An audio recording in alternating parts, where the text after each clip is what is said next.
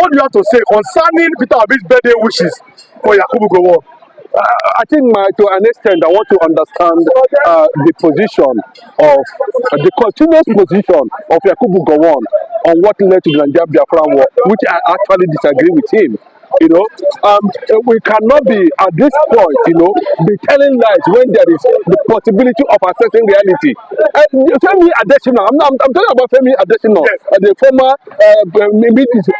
advisor to media publicity, to former president. Yes. Actually went to Aburi in Ghana. Aburi is not far now. They were seeing remnant documents, photocopies of what transpired in Aburi. That any ordinary person can go there and verify.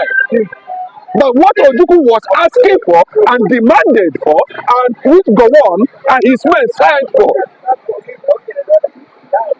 Gowon is the local Fulani man, not organizing to me. Gowon is at that time is not in the same cadre academically, materially, exposure.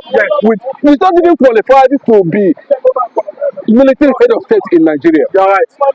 He is not in any form within the ranks or the elements Ojukwu was made of. So he went to that Aburi Accord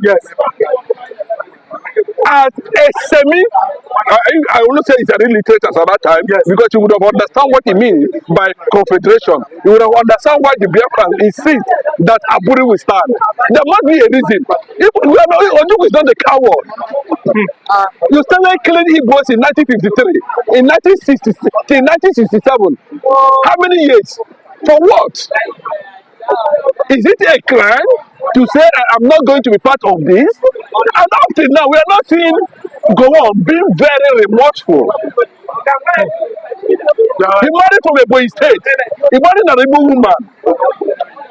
They use that opportunity to rape our women.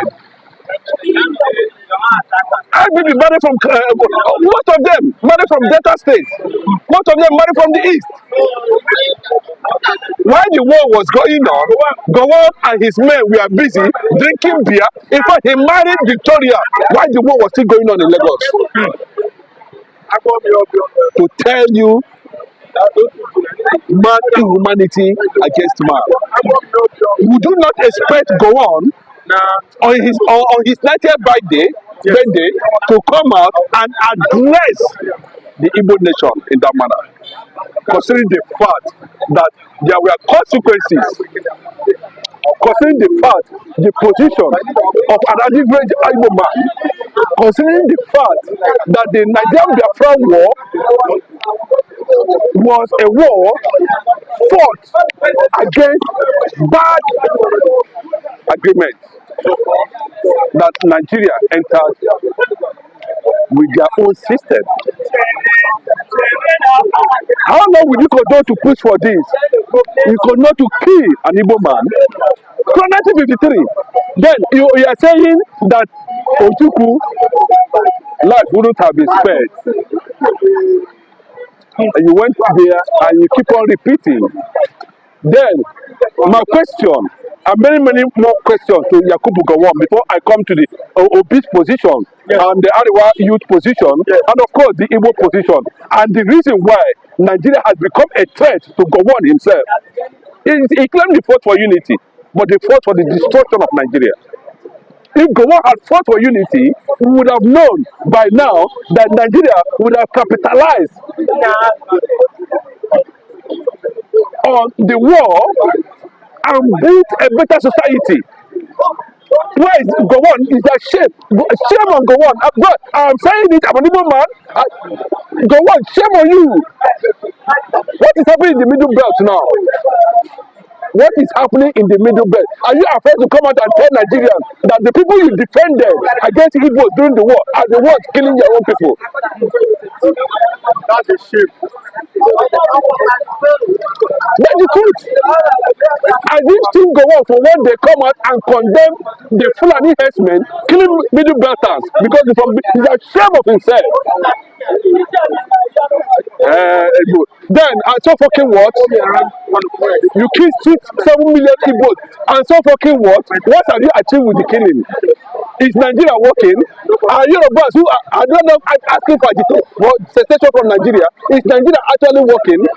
Go on. I expected you to be man enough and go to the gutters and drink dirty water because you are a disgrace to humanity. As simple as that. That's the fact. For reminding Igbos of how they were killed, for so-called. Even though you knew that Ojukwu never wanted that war. Ojukwu asked for confederation so that the killing of Igbos in the north at least would come down. You declared a police action against an agreement you signed in Aburi. You declared war and you say you're not the one, that you're fighting for unity. In fact, I know that this is not the time when we keep on reading the Western media. Even when Nigeria was at war, the Yorubas were jubilating. Igbo was never listening to anybody. We fought for that defense. We fought for our life. And are you supposed to make that kind of statement in that kind of place? You targeted and fragmented the Igbo people and divide the Igbos. That's an average Kalabari man, an average Isekiri man, an average Urebo man, an average Isoko man, an average Ugeli man, an average Ikwere man. These are ancient central eastern region. Acknowledged as Igbo speaking. Even by the Oba Iweka. You fragmented it. Today, like I said, Dewey Clark. And look at all those people. They are very ungrateful people. Ojukwu made you his PA. You went to school. You don't have school in your village. Dewey Clark. Chike, is it not your name? You say your name is Chike. Okay, Chike is no longer Igbo name. Now would I continue? But I want to tell you, I want to stand it very clearly to the people that say they are Niger Delta or South. I know very well that there's nothing like that. But let me tell you, the demographic international law under the UN Charter will take place. Biafra has 40 territories. Biafra as a nation has 40 territories. And no piece of that territory will be ceded to anybody. If Edwin Clark feels that he has crude oil, take your crude oil and go to some Mesa forest. As simple as that.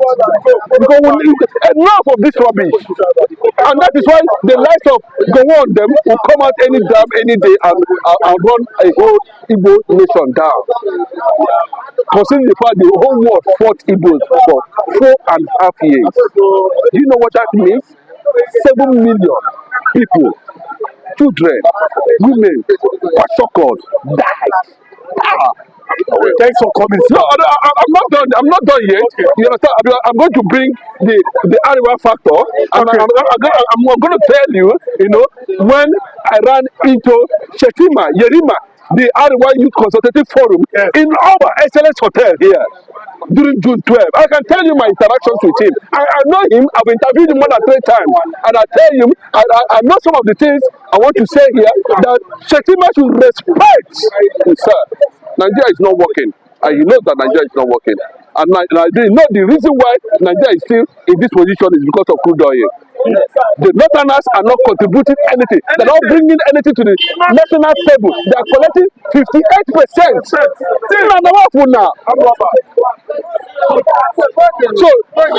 people understand, yes, politics need to be played.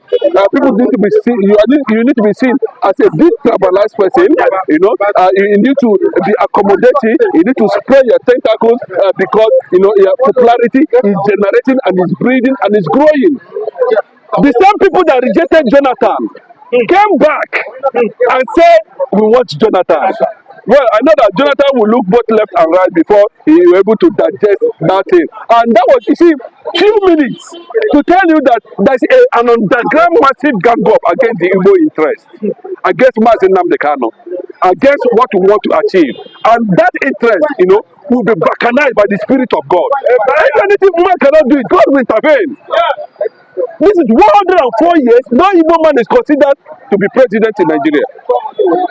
It is a threat, and we understand that very well.